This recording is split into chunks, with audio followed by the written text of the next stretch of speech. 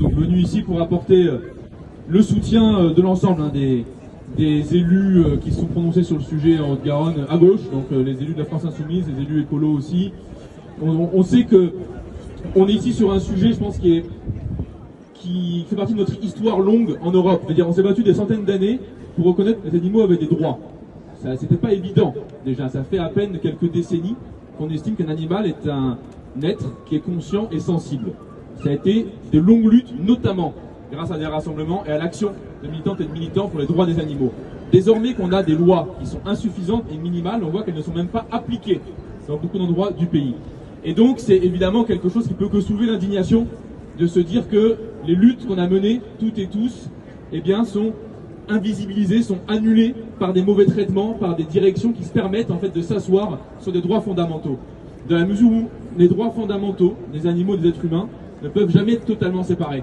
Parce que s'habituer à maltraiter un être conscient et sensible, qui est un animal, c'est toujours s'habituer à être indifférent à de la douleur ou de la maltraitance, y compris pour des êtres humains. Donc les deux luttes, elles vont toujours ensemble. Et l'exigence de dignité, elle ne se sépare pas entre l'ensemble des êtres sensibles de notre monde. Alors, qu'est-ce qu'on peut faire nous, en tant que parlementaires, face à cette situation-là ? Le premier élément, c'est évidemment de venir apporter du soutien, être les plus nombreux possibles, donner de l'énergie à celles et ceux qui se battent, salariés bénévoles, leur dire qu'ils ne sont pas tout seuls, qu'il y a des milliers de gens, des dizaines de milliers qui sont derrière eux et qui sont prêts à se battre avec. Deuxièmement, c'est apporter l'information nécessaire. On sait qu'il y a eu un rapport le 5 mars sur les conditions dans lesquelles les animaux sont traités, ou plutôt maltraités en l'occurrence. Ce rapport, on en veut la publication, on veut le détail, on veut savoir si tout ce qui est mis en cause aujourd'hui était su, connu et écrit, ou est-ce que ça a été passé directement sous la table et sous le tapis. Troisièmement, on est évidemment là aussi pour demander une action décisive au niveau de la direction. À partir du moment où le contrat de confiance est rompu entre bénévoles, salariés et direction, il faut en tirer les conséquences.